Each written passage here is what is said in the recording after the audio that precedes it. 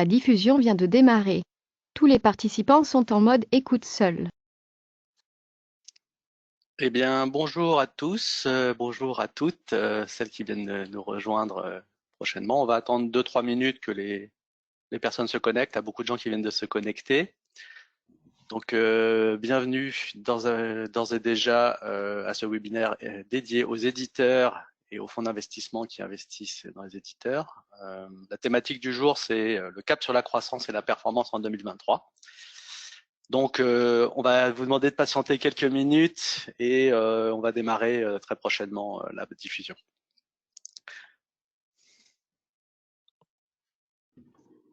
Merci Vincent de cette jolie introduction.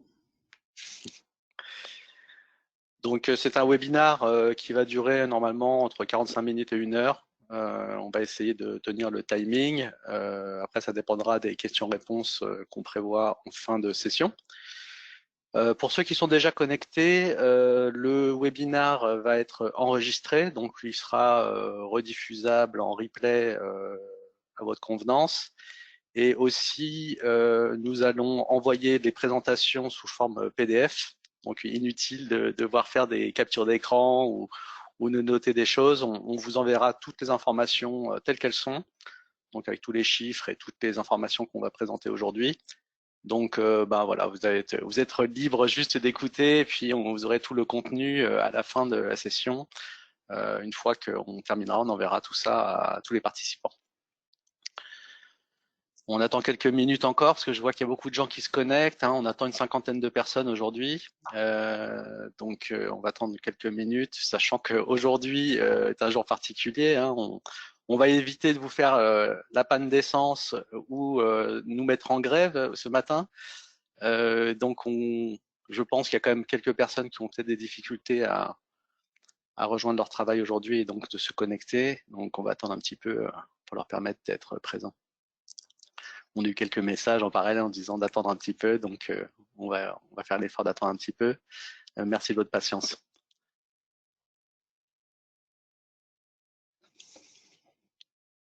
Laurent, Oui. si tu as un petit commentaire, vas-y. Bon, écoute, tu l'as fait très bien. Je pense qu'un journaliste est suffisant sur l'émission. Bon, en tout cas, on espère que tout le monde va bien et tout le monde arrive quand même à gérer la situation un peu particulière de la journée. Oui, Voilà. maintenant, effectivement, avec les moyens de travail à distance, comme je l'évoquais tout à l'heure, moi j'ai des amis qui m'expliquent que depuis le Covid, les petits déjeuners sont beaucoup moins suivis avec assiduité. Par contre, les webinars, beaucoup plus. Donc, je pense que les gens sauront s'adapter ou ont su s'adapter à la situation. Ouais. Bon, on va peut-être, il est bientôt 9h05, on va peut-être commencer déjà à avancer sur Oui, les premières présentations de sur l'organisation. Donc, peut-être on va commencer par se présenter. Donc, Laurent, je te laisse l'honneur de te présenter. Ça a ouais, été bien ordonné, commençant par toi-même. Vas-y. merci. Bonjour à tous et enchanté de faire connaissance. Mon nom est Laurent Fink, comme vous le voyez. Je suis associé d'une entreprise, d'une société de conseil. J'ai passé 25 ans dans le monde de la technologie, au début dans le conseil, en stratégie informatique, et puis ensuite j'ai rejoint un certain nombre d'éditeurs pour travailler avec eux sur des stratégies de go-to-market et des projets de transformation commerciale. Très bien, merci. Donc, moi, je suis Vincent Malka. J'ai l'honneur de diriger l'activité de PAC en France. Donc, PAC, vous connaissez peut-être le nom Pierre Audouin Consultant aussi, qui a été très longtemps promu sur le marché. Voilà, donc j'ai PAC, on se présentera un petit peu tout à l'heure, mais bon, voilà, moi, pour ma part, ça fait 25 ans que je travaille dans l'IT et donc j'ai la chance d'animer cette équipe en France. Juste pour l'organisation, donc je disais que le webinaire était bien enregistré. On va vous envoyer le lien pour le replay et aussi la présentation. Sachez qu'en fin de session, vous avez dans la petite console prévue pour le GoToWebinar un endroit où vous pouvez poser vos questions. Donc n'hésitez pas à les poser, on essaiera d'y répondre en fin de session. Là, pour le coup, on veut dérouler le contenu, mais on tient aussi à avoir des questions-réponses en fin. Donc n'hésitez pas à poser vos questions en cours de route. On essaiera d'y répondre le mieux possible. Oui, absolument. C'est un des intérêts du webinaire, hein, c'est d'avoir un échange à la fin si vous le souhaitez. Et puis après, évidemment, pour avoir des échanges a posteriori si vous le souhaitez, pour approfondir certains points, évidemment. En tout cas, notez bien que vous aurez toute l'information, donc inutile de passer du temps à noter. On vous enverra tout ça. Donc, je vous propose de démarrer sur le contenu. Donc, l'agenda aujourd'hui, on a voulu avec Laurent faire une approche un petit peu top-down, c'est-à-dire partir vraiment du marché des logiciels en France et en Europe, en donnant une vision qualitative et quantitative, vraiment pour poser le décor, pour bien comprendre dans quel contexte on se situe aujourd'hui. Et c'est le métier de PAC de vous éclairer là-dessus. Et ensuite, Laurent vous présentera évidemment comment optimiser finalement sa croissance en saisissant toutes les opportunités que le marché propose et finalement quelles sont les bonnes techniques de go-to-market notamment qui permettent d'optimiser cette croissance. Et à la fin, donc les questions-réponses telles qu'on vient de vous le dire. Donc, je vais vous présenter un petit peu la vision de PAC sur les grandes tendances quantitatives, donc plutôt la partie chiffrée du marché des logiciels, très rapidement. Bon, pour vous situer, bon, pour ceux qui connaissent pas PAC, c'est un cabinet d'analyse de marché indépendant avec un fort barycentre européen. Donc, on est présent à Paris, à Londres, à Munich et à Bucarest. Et notre vocation, c'est évidemment de donner une approche très proche du marché, très proche du terrain, sur l'industrie du logiciel et sur l'industrie des services. Donc, nos principaux clients sont des éditeurs de logiciels et des grandes sociétés de services. On a à peu près toutes les sociétés du top 10 qui sont clientes de notre recherche. Vincent, si je peux juste t'interrompre, il y a ta souris qui apparaît au milieu de l'écran, si tu peux la bouger. Ah, voilà. Ouais, je l'enlève. Merci beaucoup. Donc, pour resituer, on va quand même partir du plus haut niveau. Donc, on parlait de la dépense IT en Europe et en France. Donc, la dépense IT en Europe, c'est à peu près 713 milliards d'euros. Vous voyez que c'est quand même un marché très conséquent qui fait, on prévoit une croissance en 2023 de 5%, à comparer à la croissance du PIB qui est annoncée pour la France à 2,6%. On a à peu près le même niveau de croissance prévu pour la France. Donc, on est sur un niveau de marché de la dépense IT de 113 milliards. Et c'est un marché qui va évoluer à 4,1% en moyenne jusqu'à 2026. Donc, vous voyez que c'est un marché extrêmement dynamique par rapport à l'économie. C'est un marché aussi qui est solide, qui continue à croître dans les prochaines années avec une forte fiabilité. Bon, vous avez tous entendu, tout le monde a des incertitudes fortes sur l'économie en 2023 et avec des risques de baisse annoncés au dernier trimestre 2022. Mais quoi qu'il en soit, et on verra dans les slides, il y a une certaine confiance de l'industrie IT et digitale par rapport à cette situation. Donc, si on regarde le marché software et des plateformes cloud en Europe, qui est un marché extrêmement dynamique et qui est un peu le sujet du jour, donc ça pèse à peu près 147 milliards, 148 milliards en Europe occidentale. Et vous voyez un petit peu la répartition par pays. Vous voyez que les grands pays sont UK et Allemagne, qui pèsent à peu près un peu plus de 30 milliards, et la France qui arrive à peu près à 20 milliards. Si on regarde la croissance totale de la région Europe occidentale, donc on est sur une croissance d'à peu près 10% annoncée. Vous voyez qu'il y a un bloc qui se détache, qui est un peu plus supérieur à 10%, donc le Royaume-Uni, l'Espagne et la France. Donc avec la France, quand même, on prévoit une croissance sur le marché du logiciel et des cloud plateformes de 10,5%. Et en dessous, vous avez un bloc qui est un petit peu moins croissant, mais qui fait quand même de belles performances, notamment en Allemagne et aux Pays-Bas. Et vous voyez que ces différences en fait de croissance souvent héritent plutôt du niveau de maturité dans le pays et le niveau d'équipement finalement en logiciel et le niveau de digitalisation globalement des entreprises et des organisations publiques. Si on fait maintenant un focus, donc le marché français, software and cloud platform pèse à peu près 21 milliards avec une croissance de 9,5% en 2023, de 10,5% pardon en 2023 et avec un TCAM de 8,8% jusqu'à 2026. Si on regarde dans le détail, on voit qu'à gauche, tout ce qui est application en mode classique, c'est-à-dire on-premise, vente de licence plus maintenance, on voit qu'on est plutôt sur des marchés qui sont soit décroissants, soit légèrement croissants. Donc évidemment, tout ce qui est monde des applications on-premise, vente de licence classique, est plutôt en décroissance. C'est quand même un marché qui pèse 6 milliards. Et par contre, on a une certaine résistance, on va dire, de tout ce qui est logiciel, d'infrastructure et de management des infrastructures, et aussi du middleware qui arrive à faire une petite croissance de 2% en 2023. À côté de ça, on a le marché du SaaS qui pèse 7 milliards et lui qui croit, on prévoit une croissance pour l'année prochaine de 18,5%, donc un marché extrêmement dynamique, et c'est vraiment ce marché-là qui tire la croissance. À côté de ça, dans les cloud platforms, évidemment, on a tous les hyperscalers et tous les gens qui fournissent du public IaaS, avec une croissance encore plus importante de presque 25% l'année prochaine, et qui pèse déjà 4 milliards sur le marché.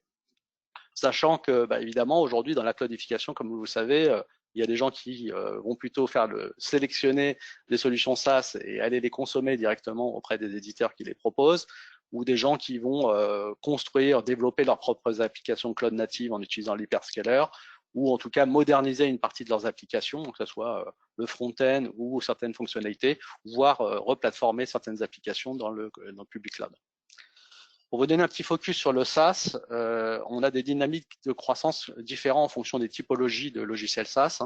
Et on voit que les deux segments qui croissent le plus vite aujourd'hui dans le SaaS, c'est tout ce qui tourne autour du middleware et des infrastructures, des services d'infrastructure. Et on va retrouver là-dedans des logiciels d'ITSM comme ServiceNow.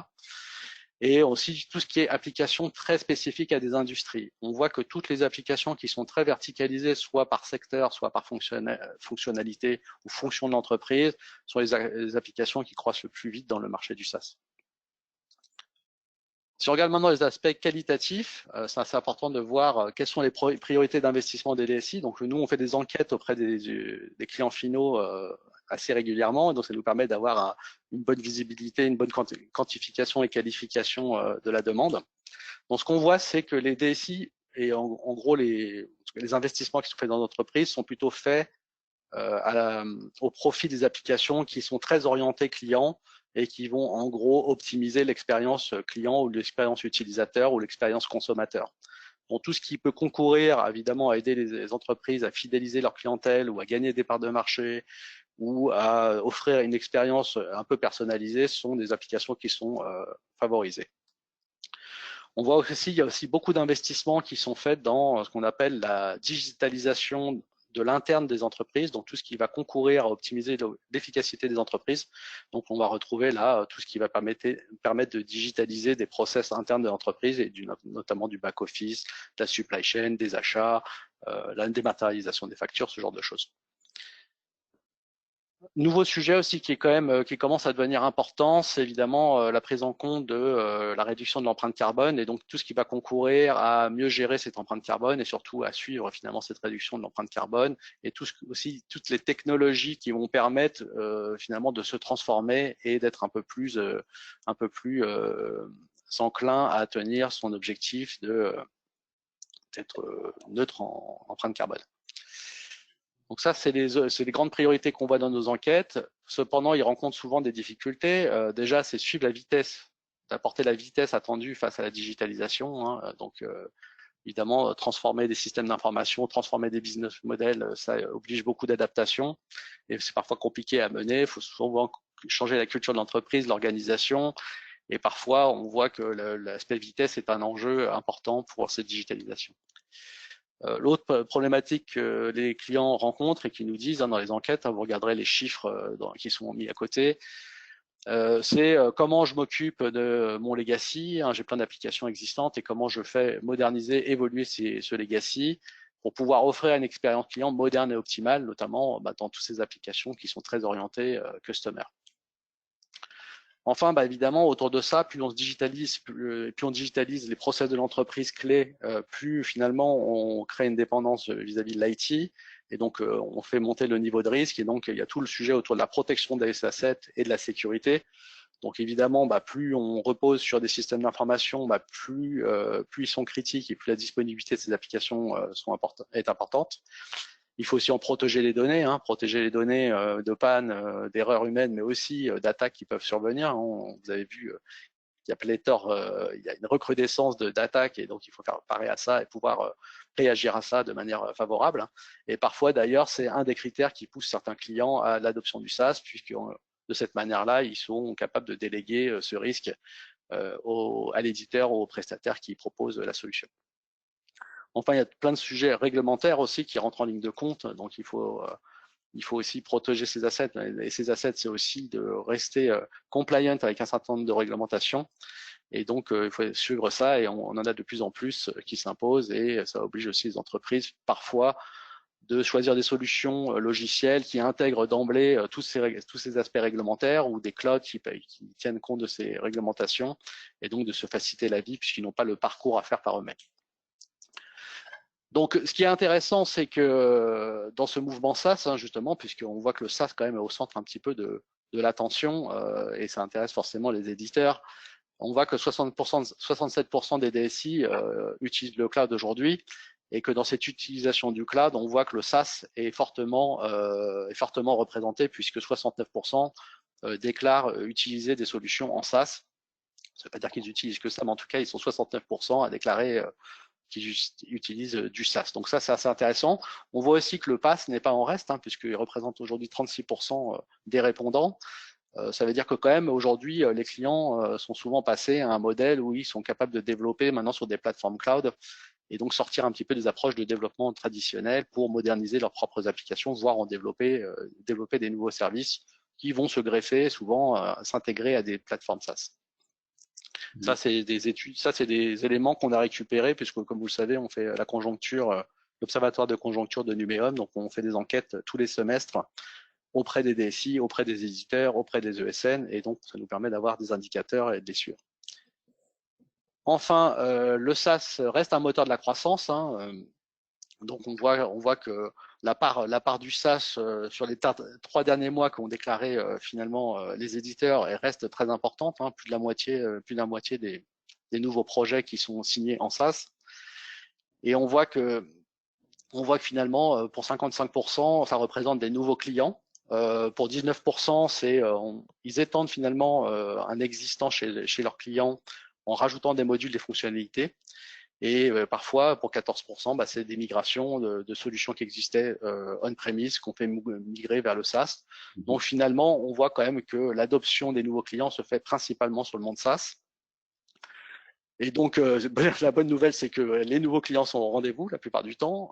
C'est plus simple, évidemment, quand on est full SaaS, de gagner des nouveaux clients. Le SaaS aussi apporte des nouveaux revenus récurrents, ce qui est toujours appréciable, évidemment, quand on mène un exercice. C'est toujours plus simple d'avoir ce revenu récurrent en début d'année fiscale.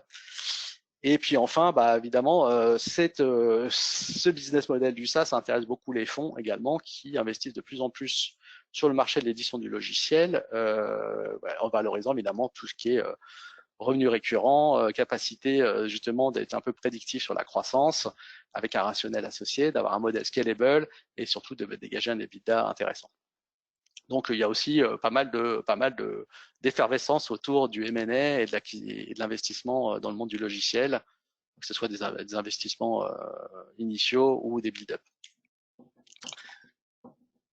Alors, est-ce que les éditeurs en 2022 seront confiants? On disait tout à l'heure qu'il y avait des incertitudes sur l'économie, mais finalement, on voit qu'il y a une certaine confiance du monde de l'édition du logiciel, en France en tout cas. Donc, la plupart au premier semestre déclaraient qu'ils étaient assez confiants sur le fait de faire la croissance. Ils sont 83% à déclarer qu'ils étaient dans une perspective de croissance.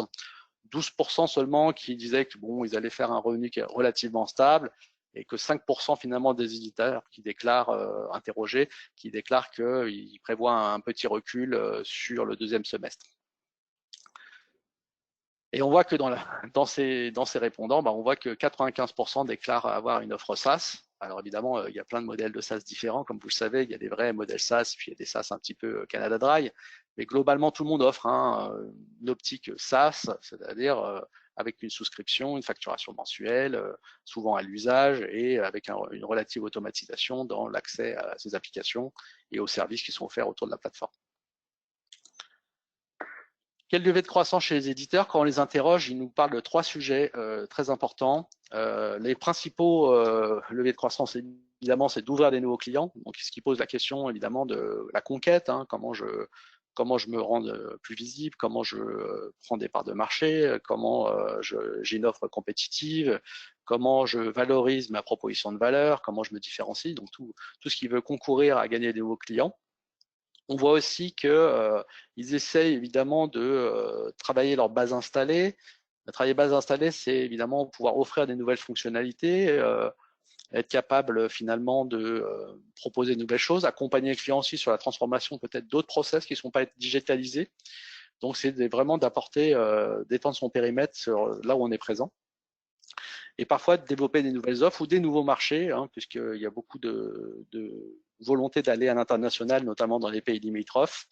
Donc, ils vont chercher à se diversifier, de sortir un petit peu de leur marché traditionnel pour aller chercher soit des nouveaux marchés en proposant des nouvelles offres, ça peut passer par des acquisitions, ou aller chercher carrément des nouveaux marchés qui ne sont pas forcément très bien adressés dans d'autres pays, notamment en Europe du Sud. Alors, quelques recommandations vite fait, et après je passerai la main. Je vois que le temps passe. Donc, si j'avais un conseil, c'est vraiment être dans l'obsession client. On voit que les éditeurs qui sont très customer-centriques, qui intègrent leurs clients dans la réflexion, dans la stratégie, dans la construction de leur roadmap, dans le portefeuille de services qu'il faut leur proposer, qui réfléchissent verticalisation, qui permettent aux sociétés aussi de gérer plus facilement tous les aspects de réglementation, ont plus de chances finalement de remporter les consultations. Ceux qui réussissent aussi sont ceux qui ont compris qu'aujourd'hui les ventes se font en mode écosystème, hein, donc des gens qui vont associer dans le succès client tout un écosystème de partenaires qui peuvent être des partenaires technologiques, qui peuvent être des autres éditeurs avec lesquels ils s'intègrent, notamment des gens qui ont des fonctionnalités très très verticales, qui vont s'intégrer à des ERP existants, des gens qui vont aussi développer des approches multicanales, des gens qui vont travailler à la fois en mode direct et en mode indirect avec un réseau d'influenceurs ou des partenaires agréés ou des ESN qui vont être capables finalement d'accompagner les clients dans toutes les phases de consulting, implémentation et managed services. Donc ça, c'est extrêmement important, cet aspect écosystème. Et enfin, on ne peut que vous inciter aussi à avoir des stratégies ciblées. Ça veut dire quoi? C'est déjà réfléchir à une stratégie, la clarifier, bien comprendre les marchés sur lesquels vous évoluez, bien comprendre la compétition et trouver finalement les axes de différenciation qui vont vous permettre finalement de mener votre croissance organique avec évidemment le go-to-market adapté et renforcé, hein, s'il est un peu faible et s'il est, par exemple, il n'intègre pas de partenaires. Et aussi, parfois avoir recours à de la croissance externe pour accélérer votre développement, puisque parfois c'est plus simple de faire une acquisition pour s'implanter dans un nouveau pays ou pour développer son offre. Parfois c'est plus simple finalement de faire cette consolidation que de faire le parcours par soi-même. Voilà, j'en ai fini pour ma partie. Je passe la main à mon ami Laurent. Vas-y Laurent, à toi de jouer. Oui, merci Vincent. Alors, je vais vérifier que j'ai bien la main sur les slides avec mes petites flèches. Ouais, bah écoute, faut que le système se réveille. Voilà, bon. Alors, merci Vincent pour cette belle introduction et dans laquelle tu as déjà quand même pas mal parlé de go-to-market, donc c'est bien parce que ça introduit bien le sujet. Effectivement, c'est important parce qu'on a vu, hein, tu le rappelles, 10% de croissance attendue l'année prochaine dans le monde de l'édition. Je crois que dans le monde, c'est 13 d'ailleurs, donc les États-Unis, l'Asie, très en vogue. Alors, je voudrais commencer par présenter rapidement notre cabinet. Alors, j'ai un petit temps de lag. Voilà. Notre cabinet, alors Islin Conseil est une société de conseil fondée il y a 15 ans déjà. Nous travaillons sur des sujets de stratégie, d'organisation de nos clients dans un contexte de transformation digitale. Et c'est parce que justement, on comprend bien les besoins de nos clients, la manière dont ils achètent de la technologie, la manière dont ils la déploient, que nous avons développé une offre de go-to-market des éditeurs, puisque nos clients sont les leurs, et ça nous permet d'avoir des conseils pertinents à leur donner sur la meilleure manière d'organiser leur force de vente. Alors, pourquoi le go-to-market? Alors, excusez-moi de l'interruption, mais il y a un peu de temps. Voilà. Pourquoi le go-to-market est un sujet important pour les éditeurs? En fait, pour le comprendre, il faut revenir au cycle d'adoption des technologies et les stades de développement des offres de ces éditeurs. Alors, on s'inspire d'un modèle qui est assez connu, c'est le modèle de Geoffrey Moore, que j'ai un peu simplifié ici. Plutôt que 5 étapes, j'en ai mis que 4. Dans ce modèle, on distingue plusieurs phases de maturité, plusieurs natures de clients. La première nature, ce sont les clients précurseurs qui recherchent des avantages concurrentiels, qui veulent investir dans la tech, qui sont des techies pour certains d'entre eux. Le deuxième segment de clients, ce sont les pragmatiques. Ce sont les clients qui veulent saisir un avantage concurrentiel, mais veulent pas payer les pots cassés. Ils veulent des solutions qui marchent, mais par contre, ils restent assez précoces. Donc, c'est ce qu'on appelle la majorité précoce. Suivent les clients qui sont des conservateurs, qui eux bougent vers le monde de la tech parce qu'il faut le faire, parce que tous les compétiteurs l'ont fait, et s'ils le font pas, ils vont prendre du retard. Ensuite, il y a les clients qui sont plutôt des retardataires, des sceptiques, ce sont des gens qui sont jamais convaincus par la technologie, qui n'aiment pas particulièrement ça et qui le font vraiment en tout dernier. Face à ça, les éditeurs, les fournisseurs de solutions sont en mode création. Et en fait, c'est plutôt l'inverse. C'est parce qu'ils sont en mode de création qu'il y a des clients qui sont plutôt précoces. Ils sont en mode de croissance pour la phase de la majorité précoce. Ils passent en phase de rationalisation quand il s'agit de convaincre les clients qui sont plutôt tardifs. Et enfin, quand ils sont en phase de maturation et de maintenance des clients existants, c'est là qu'on voit tous les retardataires arriver. Et durant ces phases d'adoption de marché, les fabricants, les éditeurs ont différents objectifs. Quand on est en phase de création, les éditeurs veulent acquérir des clients avant tout. Quand on est en phase de croissance, il faut développer un marché. Là, on est et le créer. Une fois que le marché est créé, on rentre en phase de rationalisation, parce que l'objectif, c'est de gagner des parts de marché sur des marchés existants. Et enfin, quand les marchés sont très mûrs, la priorité, l'objectif, c'est de maintenir les positions et d'entretenir les relations existantes. Et pour répondre à ces différents objectifs, les éditeurs ont des priorités. Les éditeurs qui sont en phase de création et qui veulent chasser des nouveaux clients sont des designers. Leur objectif, c'est d'avoir une roadmap produit qui corresponde à un besoin marché. Leur job, à ce moment-là, c'est de comprendre au fur et à mesure des essais qu'ils font et des clients qu'ils parviennent à acquérir, à créer une roadmap produit qui corresponde à un besoin marché. Et c'est à ce moment-là que, quand ils ont créé cette roadmap produit et que le marché commence à prendre, là, en général, les marchés sont explosifs, des croissances très très fortes, et les priorités ne sont plus de créer une roadmap produit, bien sûr, c'en est toujours une, mais la priorité devient de commencer à dessiner un go-to-market, c'est-à-dire une organisation de force de vente, de recruter des vendeurs, de recruter des partenaires, d'avoir des forces commerciales qui soient focalisées. Le deuxième objectif qu'on oublie souvent, c'est de retenir des clients. Et c'est d'autant plus vrai que les solutions sont vendues en mode SaaS, parce que comme c'est de l'abonnement, les clients qui ne sont pas convaincus, qui ne sont pas satisfaits, vont avoir tendance à se désabonner.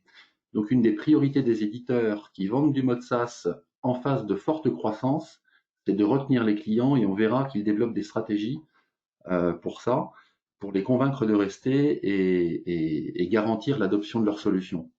Et enfin, à cette phase du marché qui est en très forte croissance, il faut commencer à contrôler les opérations. Donc, les éditeurs s'équipent d'opérations de vente et commencent à structurer les opérations de manière à contrôler ce qui se fait et commencer à contrôler leurs coûts. À un moment, le marché devient suffisamment mûr, les clients sont convaincus, le marché convoit ce message que la solution apporte de la valeur. Souvent, on voit des compétiteurs arriver. Et on voit les éditeurs qui commencent à rationaliser leurs opérations. Ils vendent de la valeur et ils rationalisent leurs opérations à travers des phases d'industrialisation de leur modèle.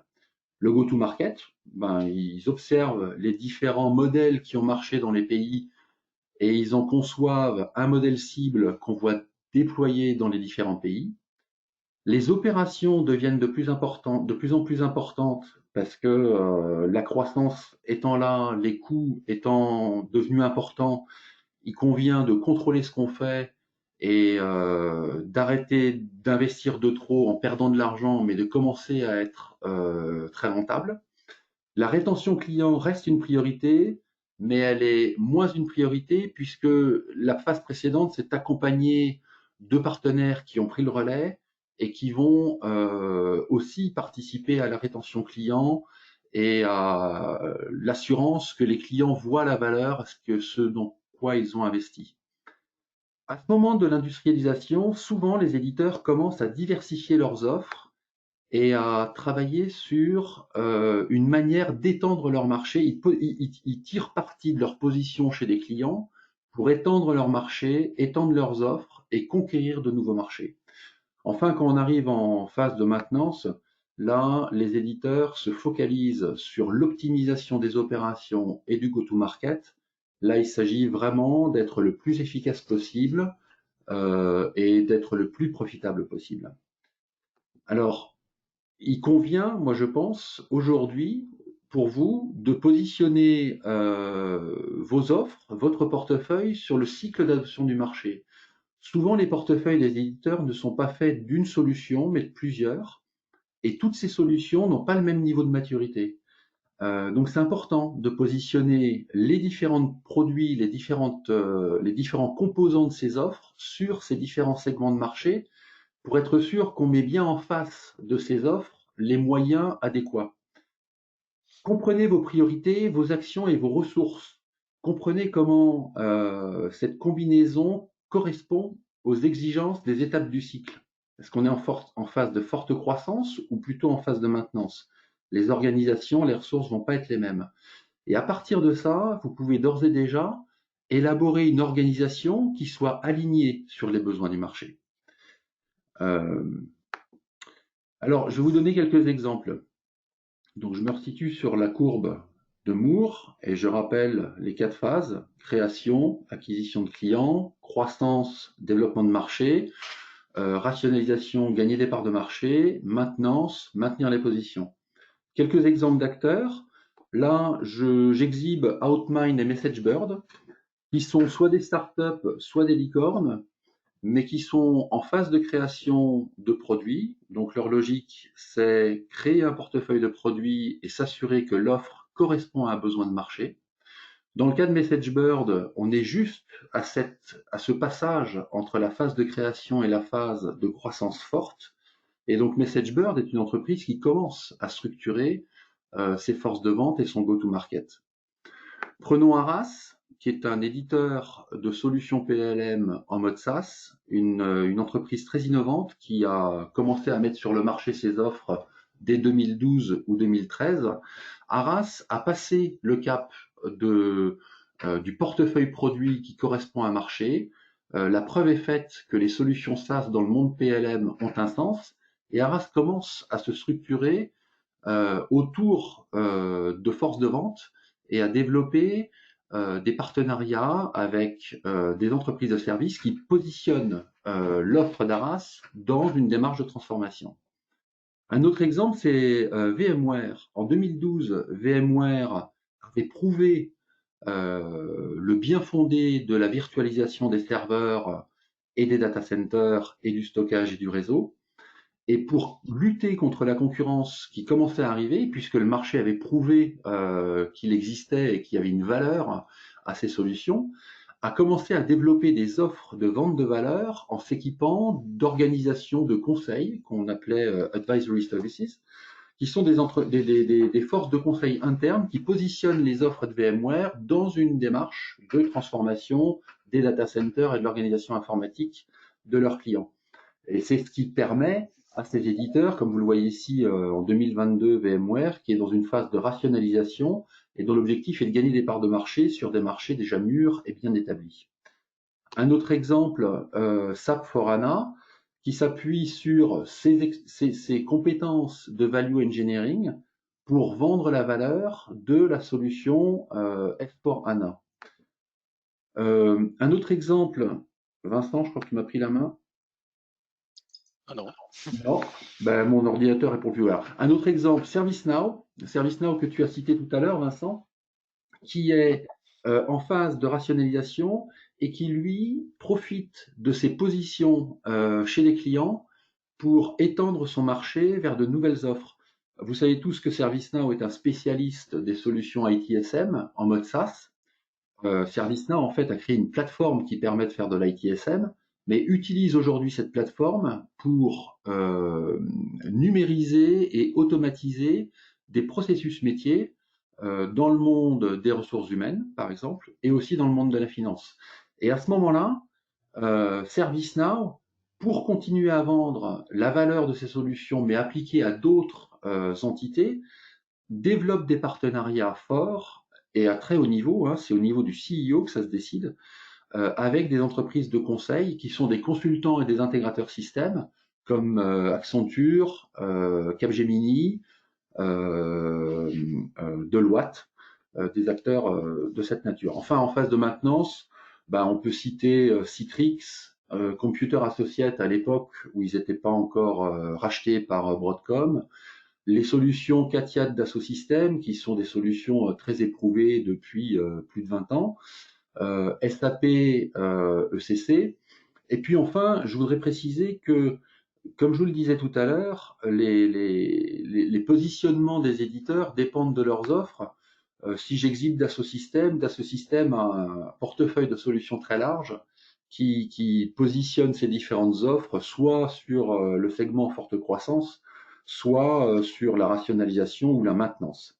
Alors, on l'a vu précédemment, le go-to-market dans 3 de ces 4 phases est un composant essentiel à la performance des éditeurs. Alors, comment est-ce que on crée un go-to-market et quel levier on peut utiliser pour ajuster ce go-to-market aux besoins? Pour répondre à cette question, il faut toujours prendre un peu de recul. Et ce que je vais vous montrer va vous sembler trivial, ça l'est, c'est évident, mais je ne l'ai jamais vu vraiment appliqué. Parce que les éditeurs sont toujours un peu la tête dans le guidon en train d'essayer de vendre. Et à force de se concentrer sur le court terme, on en oublie parfois de prendre un peu de recul et de réfléchir à exactement ce qu'on fait. Alors, prendre un peu de recul, c'est se poser la question de pourquoi les clients achètent. Ça va permettre de définir ce qu'ils vont acheter et ensuite la manière de le vendre. Pourquoi les clients achètent? Ça dépend de ce qu'ils achètent. Ils peuvent avoir besoin d'une simple fonctionnalité. C'est le carré du bas. Je pense à un antivirus, par exemple. C'est un produit. On achète un produit et on a besoin de ce service. Ils peuvent aussi chercher à améliorer des opérations. Là, je pense plus à des solutions comme les ERP qui vont prendre des processus existants, les numériser, les automatiser et générer des économies puisqu'on remplace des opérations manuelles par des opérations numériques. Il peut y avoir aussi des besoins de transformation des opérations. C'est-à-dire qu'on reprend les mêmes process, on les exécute de la même manière, mais on rajoute des couches d'intelligence qui vont permettre de rendre ces process encore plus efficients. Je pense par exemple aux solutions de jumeaux numériques qui finalement prennent l'existant, en créent une réplication dans le cloud et l'optimisent en temps réel compte tenu de ce qui se passe vraiment sur le terrain et redonnent des ordres sur le terrain pour prendre en compte toutes les variables qu'il peut y avoir. Ça, c'est de la transformation d'opérations parce que on rend les opérations de plus en plus efficaces. Enfin, on peut avoir des besoins de transformation de business model. Par exemple, des gens qui s'intéressent à la vente de product as a service, la servicisation des produits. Ça, c'est une question de transformation de business model parce qu'on vend plus un produit, on vend un service. Ça veut dire que on vend une relation à un client sur 10, 20 ou 30 ans. Par exemple, je prends l'exemple des moteurs d'avion de Rolls-Royce. Rolls-Royce ne vend plus des moteurs d'avion comme des produits, mais ils vendent du moteur d'avion à l'heure de vol sur des contrats pluriannuels. Ça nécessite d'avoir un pricing différent, d'avoir des opérations qui sont différentes, d'avoir une gestion des contrats qui est différente et d'avoir des équipes de service qui peuvent remplir les contrats qui sont promis. Alors, en fonction de la raison pour laquelle le client a besoin d'une solution, on va pouvoir définir ce qu'ils achètent. Alors, soit on achète un produit et dans ce cas-là, la question est j'installe ou j'intègre et comment je le fais. Soit j'achète une transformation de processus. Dans ce cas-là, il faut peut-être que je commence à réfléchir à une transformation de ces processus et à une gestion du changement, puisque je vais peut-être modifier la manière dont ces processus sont exécutés. soit j'achète carrément où j'ai besoin d'une transformation de mon business model. Et dans ce cas-là, en plus des problèmes des questions de déploiement, d'intégration de la technologie qui va servir mon business model, j'ai besoin de penser à des organisations, des process et une stratégie et un programme d'accompagnement et peut-être même un programme de mesure de la valeur. Et c'est bien ce que les clients achètent qui va guider la manière dont je vais répondre à leurs besoins. Et donc la manière de vendre dépend de la stratégie qui a guidé la raison, les choses que les clients vont acheter. Alors le comment vendre, c'est ça le go-to-market. Ce sont des propositions de valeur qui répondent aux besoins de manière exacte et précise. Ce sont des canaux de vente. Ce sont des partenariats et des alliances. Vincent a insisté sur le fait que les alliances et les partenariats, l'écosystème de vente devient de plus important. C'est parce que la vente de valeur devient de plus en plus importante dans la vente des solutions des éditeurs sur les marchés. L'organisation des forces de vente, qui dépend des propositions de valeur, des canaux de vente et des partenaires avec lesquels les éditeurs travaillent. Et enfin, le modèle de service fait partie du go-to-market parce que introduire des partenaires dans un écosystème de vente, c'est aussi poser la question de qui fait quoi en termes de service. Et évidemment, ces considérations sont modulées par des considérations de maturité des produits et de tendance des marchés, et elles sont modulées également par des considérations économiques, parce qu'on a beau vouloir vendre au plus grand nombre de clients possible, il y a des clients qui sont plus ou moins rentables, des coûts de vente qui sont plus ou moins élevés, donc il faut prendre en compte des considérations économiques pour dessiner mon modèle de vente, et notamment le besoin que j'ai de m'appuyer sur des partenaires et des canaux de vente. Des questions que vous pourriez vous poser sont les suivantes. Est-ce que la vision que vous avez de vos solutions, elle porte sur des produits, elle porte sur des solutions, donc une résolution de problème, ou est-ce qu'elle porte sur une promesse de résultat, un retour sur investissement, une augmentation de la prise de commande de vos propres clients, une réduction de leurs coûts? Quelle est cette vision? Et est-ce que les produits que vous vendez, les solutions, est-ce que vous vendez des produits, des solutions ou des résultats? Compte tenu de cette vision, est-ce que vous êtes sûr de vendre la bonne promesse au marché? Et si ce n'est pas le cas, qu'est-ce que vous pourriez faire pour vendre une vision et vendre des produits et des solutions qui correspondent à cette vision? Ça, c'est une des questions fondamentales du go-to-market. Vendre des propositions de valeur augmente la taille des contrats. C'est pas une vue de l'esprit. Moi, je l'ai vécu. J'ai vu des cas dans lesquels transformer la vente d'un produit en une vente de propositions de valeur a été capable de multiplier par 5 la taille du deal, et je parle du deal de logiciel. Positionner les solutions en tant qu'élément d'une transformation digitale, ça permet de se focaliser sur la valeur et non plus sur le coût, et donc d'augmenter la taille de vos deals. Quelques exemples de propositions de valeur. À gauche, on voit la transformation d'un provider de service, d'un fournisseur de service qui s'est transformé dans le passé à base de solutions de virtualisation. Pour travailler sur ce deal, on a non seulement étudié les contraintes techniques et la faisabilité technologique de la chose, mais on a repositionné cette transformation dans un business case qui démontrait la valeur et le retour sur investissement et le point de retour de cette transformation. À droite, vous voyez une offre qui est portée par les ingénieurs de valeur, les value engineers, qui permettent de repositionner une offre technique en tant qu'élément d'une transformation de l'organisation d'une DSI. Les partenariats adéquats améliorent nettement la performance des ventes. De la même manière, on a observé que quand les partenariats sont focalisés, qu'on a les bons partenaires et qu'on les gère correctement avec une relation pérenne, durable, de confiance et qui est mesurée, la contribution de ces partenaires sur 3 ans a pu tripler dans le business direct de certains éditeurs. Travailler de la stratégie jusqu'à la mise en œuvre, ça permet de vendre la valeur aux clients, ça permet de motiver les partenaires, ça permet de donner du sens pour les partenaires à la solution technique qu'on vend, et ça transforme ces partenaires en des moteurs de business dev pour les éditeurs. Et c'est ce qui peut tripler la contribution de ces partenaires dans la performance des ventes, ici dans la performance du business direct. Enfin, tiens, un autre exemple, oui, les partenaires. Alors, quelque chose d'important à ne pas oublier, c'est que les partenariats montent de plus en plus dans la chaîne de valeur aujourd'hui des éditeurs. Il ne s'agit plus simplement d'avoir des partenariats qui sont des partenariats de déploiement de solutions. De plus en plus, on voit des partenariats apparaître en amont des phases d'achat.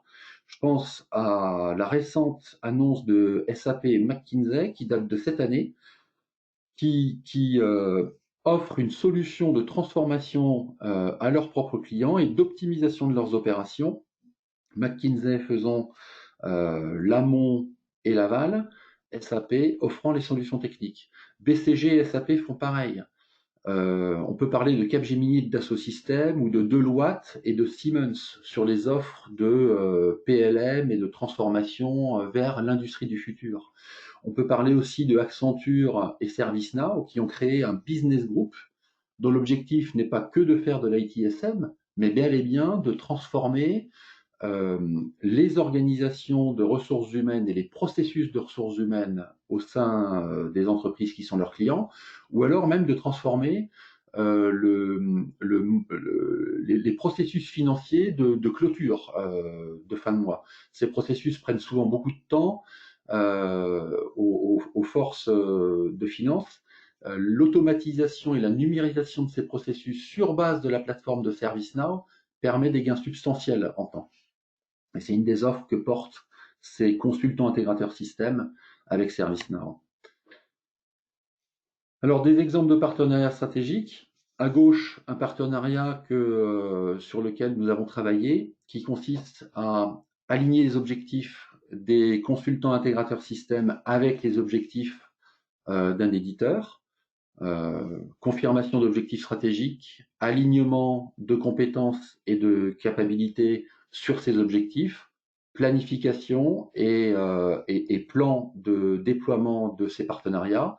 Et à droite, un exemple de stratégie et d'alliance stratégique en action chez un grand éditeur de solutions de PLM.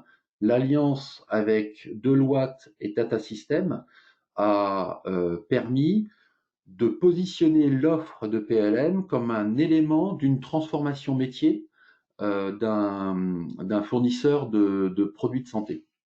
Alors, ce sont des projets qui sont assez longs, hein, ça prend 18 mois de planification et de vente en interne, et puis 15 mois de déploiement, mais on voit bien ici l'importance de l'écosystème dans lequel le consultant travaille sur la stratégie, la solution de sélection, la sélection de la solution et sur le détail des business process et des organisations à mettre en œuvre. L'éditeur travaille sur l'architecture de la solution et des développements spécifiques nécessaires à la mise en œuvre des spécificités des clients. Et Tata Consulting, le système intégrateur qui propose une couverture mondiale, des prix attractifs pour déployer les solutions, les configurer, le PMO et le change management étant assurés par les consultants en stratégie qu'est Deloitte.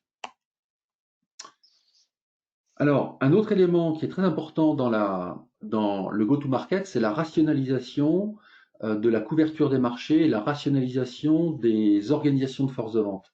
Cette rationalisation se fait à base d'éléments chiffrés et quand on travaille correctement sur ces sujets, on est capable d'augmenter la productivité des organisations commerciales de facteurs extrêmement sensibles, 40%.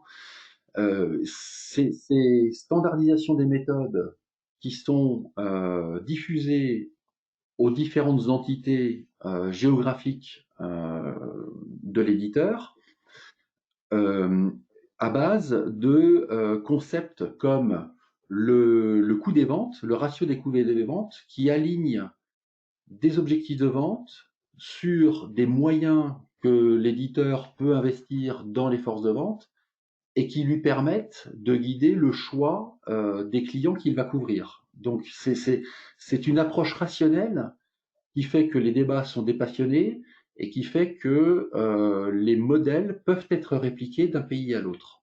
Ça permet de choisir les bons comptes, de s'assurer que les forces de vente sont focalisées sur les comptes qui vont être les plus prometteurs. Ça permet aussi de savoir quels comptes vont être couverts en direct, quels comptes vont être couverts par un canal de distribution. Des actions à mener sur ces sujets. Évaluez votre couverture du marché. Est-ce que vous êtes sûr de chasser les bons comptes? Pour ça, il faut une série d'informations, de chiffres qui vous permettent d'évaluer le potentiel des gros comptes et des comptes moyens pour vous assurer que vous avez soit une part de marché, une share of wallet sur ces comptes qui est suffisante ou insuffisante et qui va vous permettre de focaliser vos efforts sur ces nouveaux comptes. Une fois que vous avez choisi les bons comptes sur lesquels vous pourrez faire de la croissance, posez-vous la question de savoir si votre organisation commerciale se focalise bien sur ces comptes. Ça peut mener à des projets importants de transformation de la couverture des marchés par les forces de vente, mais c'est généralement très rentable. Et une fois qu'on a fait cet alignement entre les gros comptes à chasser, les moyens comptes à chasser et les forces de vente et l'organisation des forces de vente que j'ai, posez-vous la question de savoir si les objectifs des forces de vente sont bien alignés sur le potentiel du marché. Ces trois étapes, qui sont des étapes rationnelles et de calcul, généralement mettent en évidence des problèmes, des opportunités d'optimisation qui elles-mêmes sont fortement porteuses de valeur. Les 40% dont je vous ai parlé tout à l'heure viennent de là. Alors, pour répondre à ces questions, Isline et PAC ont développé un partenariat. Je parle avec Vincent, hein, c'est quelque chose qu'on a construit ensemble, qui nous permet justement de travailler avec vous et de vous proposer des services qui vous permettront d'aligner vos ressources sur les tendances du marché et sur le potentiel du marché. Isline travaille plutôt sur les stratégies d'entreprise. Une fois que, pour définir les stratégies d'entreprise, on a besoin de chiffres et de données qualitatives des marchés, là c'est quantitatives. Et quantitatives. Hein. Par exemple, tu parlais de la sélection des comptes. Typiquement, nous, on produit le top 90 des dépenses IT, des budgets IT en France. Donc, on prend la liste des comptes, on donne les budgets et leur ventilation en service, en software, en dépenses internes. Donc, tout ça, ça permet évidemment d'avoir des indicateurs pour sélectionner, par exemple, les meilleurs comptes. Ouais, c'est ce que je voulais dire sur le chiffre. Effectivement, c'est une combinaison de tendances, donc analyse qualitative et quantitative, les chiffres, la valeur de marché, les segmentations et comme tu le disais, les budgets par client. Et effectivement, moi, c'est comme ça que j'avais travaillé dans le passé pour définir les comptes cibles et aligner les organisations en face. Isline travaille sur des sujets de stratégie et de marketing opérationnel et sur des designs de go-to-market. Et une fois qu'on a défini les partenaires avec lesquels on va travailler, les propositions de valeur qu'on va pousser, les organisations de force de vente avec la taille de ces organisations de force de vente qui dépend du potentiel de marché, l'alignement des services est un sujet qu'il ne faut surtout pas négliger parce que introduire des partenaires, c'est justement réclamer une coordination des services de l'éditeur avec ceux du partenaire. Sur tous ces sujets, PAC et Isline sont capables de vous accompagner. C'est pour ça qu'on crée ce partenariat, puisque ce que nous faisons, PAC ne le fait pas toujours, et ce que PAC fait, nous ne le faisons pas. Et enfin, notre offre, c'est des services qui sont à la carte, pragmatiques. Tous les éditeurs n'ont pas tous les mêmes besoins. Ça dépend de la maturité de leur marché, ces besoins dépendent de leur maturité propre.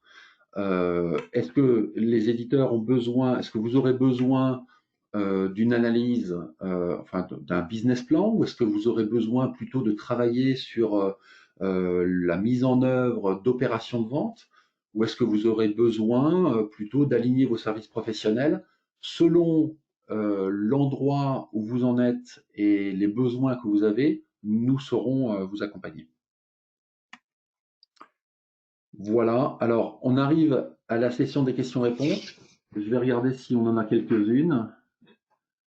Où est-ce que je vois ça? Question. Voilà. L'onglet question. Oui. Donc, productivité des forces de vente. Je vois quelque chose, ouais, sur 40%. D'où viennent ces 40%? Alors, ça, c'est un projet sur lequel on a travaillé. Alors, la productivité des forces de vente venait justement de l'analyse dont parlait Vincent. Connaître précisément les budgets IT des clients, par client, et par nature de solutions qui sont vendues à ces clients, ça permet d'identifier les clients chez lesquels on est présent et chez lesquels on n'est pas assez présent, compte tenu du potentiel qu'ils présentent. Donc ça permet de définir cette cible. Ça permet alors d'aligner les forces de vente que j'ai sur ce potentiel. En général, enfin moi ce que j'ai observé, c'est que sur un plan de transformation dont le déploiement a pris 2 ou 3 ans, l'augmentation du revenu a été de 25% sur 3 ans. Et en même temps, comme on a optimisé la couverture, on a pu réduire les coûts de vente de 15%. Donc les 40% sont à cette combinaison de 25 et de 15. Ce qui nous arrive de faire aussi, nous, c'est on fait des analyses sur les comptes, notamment le positionnement de concurrents. On essaie de déterminer finalement là où il y a des nouvelles opportunités à saisir en fonction de cette cartographie des éditeurs en présence chez un client, d'être capable de déterminer non justement ce qu'on disait tout à l'heure, c'est comment j'augmente mon panier moyen chez un client, comment j'augmente ma base installée en trouvant des nouvelles opportunités qui peuvent être par exemple le déploiement de nouvelles fonctionnalités chez le client ou d'aller étendre tout simplement le nombre d'utilisateurs qui utilisent une solution chez un client. Je vois une... je voyais peut-être une question sur l'aspect channel. Comment on s'y prend? Donc nous on est capable d'accompagner finalement, et on le fait assez souvent sur les éditeurs, on est capable de prendre des critères de ciblage de partenaires. Donc on va essayer de rentrer dans la stratégie des éditeurs, de bien comprendre finalement les enjeux, quelles sont la typologie idéale du partenaire, et on est capable à partir de ces critères-là de faire des recherches. On est un cabinet d'analyse de marché, donc on a beaucoup de bases de données sur les sociétés, et notamment les sociétés de services, puisque c'est notre marché le plus étudié dans le cadre de notre programme de recherche. Et donc, on a beaucoup de bases d'informations sur les intégrateurs, sur les sociétés de conseil, sur les sociétés de services et les ESN. Et donc, à partir de ces critères-là, on est capable assez rapidement de pouvoir faire une sélection finalement de partenaires potentiels, de les qualifier, de les scorer, et donc de permettre à un éditeur finalement d'aller et parfois on agit même dans la mise en relation, d'aller finalement promouvoir sa proposition de valeur pour essayer d'étendre son écosystème. Et on voit en ce moment, il y a beaucoup de demandes sur j'ai déjà un écosystème de partenaires, mais finalement le marché évolue, il me faut de nouveaux types de partenaires, des partenaires qui sont capables d'être un peu plus dans le conseil métier, un peu plus dans la transformation, ou d'être capable d'apporter finalement un portefeuille de services beaucoup plus end-to-end. Et donc là-dessus, nous, on est capable d'accompagner les éditeurs, et on a beaucoup de demandes là-dessus en ce moment. Ouais, et c'est bien en ça aussi que le partenariat qu'on monte est utile, parce que le choix des partenaires nécessite effectivement l'accès à ces bases et la connaissance de l'écosystème de partenaires qui existe sur le marché, mais nécessite avant tout de choisir les bons partenaires. Le choix des bons partenaires dépend des propositions de valeur. Une analyse stratégique. Oui, tout à fait. Et c'est pour ça que c'est une combinaison très utile et pertinente. Comment s'y prendre? C'est un peu ce que je disais dans la dernière slide, je suis passé très vite dessus. Tout dépend de là où on en est. En fait, une bonne pratique, c'est nous, on est disponible avec Vincent pour mener des entretiens et des conversations, pour estimer avec vous le besoin que vous avez précisément. Est-ce que c'est un besoin de repenser des propositions de valeur? Est-ce que c'est un besoin qui est, je sais ce que je veux faire et je sais quelle typologie de partenaires il faut que je choisisse, mais je ne sais pas lesquels choisir, je ne les connais pas. Est-ce que j'ai la bonne taille de force de vente? Dans ce cas-là, on réfléchira au business plan et puis on essaiera de comprendre si le business plan est cohérent avec les tendances du marché et l'analyse quantitative du marché et les prévisions qu'il y a. Tout- voilà une manière de s'y prendre, c'est d'abord de se rencontrer et de discuter ensemble de là où vous en êtes, de là où vous voulez aller et des raisons pour lesquelles vous vous posez des questions et ce qui vous manque. Donc il y a pas de réponse particulière à ça, si ce n'est que de vous dire que les services qu'on a développés qui sont à la carte sont finalement là pour être une combinaison de réponses à vos besoins. Je vois une dernière question peut-être. Si je veux, pardon. Pour la croissance externe, comment vous êtes capable de nous accompagner? Alors, on peut vous accompagner sur la croissance externe, évidemment. Alors, quand même, vigilance sur les aspects de croissance externe. Ce qui est très important au départ, c'est d'avoir une stratégie claire de ce qu'on veut faire, d'avoir un ciblage très très fondé. Il faut qu'on sache exactement ce qu'on recherche et pourquoi on veut le faire surtout. À partir de ça, c'est toujours la même méthode. On prend des critères de ciblage. On est capable d'identifier des éditeurs, de les qualifier, de les scorer selon différents critères. Et ensuite, on peut vous accompagner soit dans cette qualification, dans ce screening de marché, soit dans de la mise en relation, soit on peut aller plus loin. Il nous arrive de prendre des mandats à l'achat. Et évidemment, ça demande un travail on va dire d'empathie. Il faut vraiment qu'on rentre complètement en empathie, qu'on fasse une immersion complète dans vos enjeux stratégiques. Donc il y a quelques ateliers en amont à mener pour bien comprendre les enjeux, les challenges en fait qui se posent à l'éditeur, de bien se créer une conviction autour de l'intérêt de cette croissance externe, parce qu'évidemment il y a des investissements à la clé, donc il faut faire attention aussi sur quoi on investit et pourquoi on investit et quel retour on en attend. Est-ce que c'est pour de la croissance? Est-ce que c'est pour de la diversification? Est-ce que c'est pour de la valorisation de l'entreprise? Est-ce que c'est pour pénétrer un marché international? Donc, toutes ces questions-là, il faut vraiment bien les établir et se créer une conviction commune. Et à partir de ça, on va pouvoir en découler la bonne stratégie de recherche. Après, la stratégie de recherche, c'est une approche plutôt par entonnoir. On va aller screener le marché, on va sélectionner les éditeurs qui semblent les plus intéressants. Et puis après, évidemment, on va se poser des questions de l'accompagnement, comme toujours, d'aller séduire finalement un éditeur dans un projet industriel de rapprochement et être capable aussi, évidemment, de lui apporter une offre, une structure d'offre et un niveau d'offre qui va l'intéresser et de pouvoir l'embarquer finalement dans un projet qui n'était pas forcément celui qu'il envisageait. Voilà. Donc ça, c'est des choses qu'on fait. Évidemment, le marché se consolide et on l'a vu sur un certain nombre de très gros éditeurs américains, mais c'est aussi vrai en France. On a un phénomène de consolidation qui est assez naturel sur le marché de l'IT.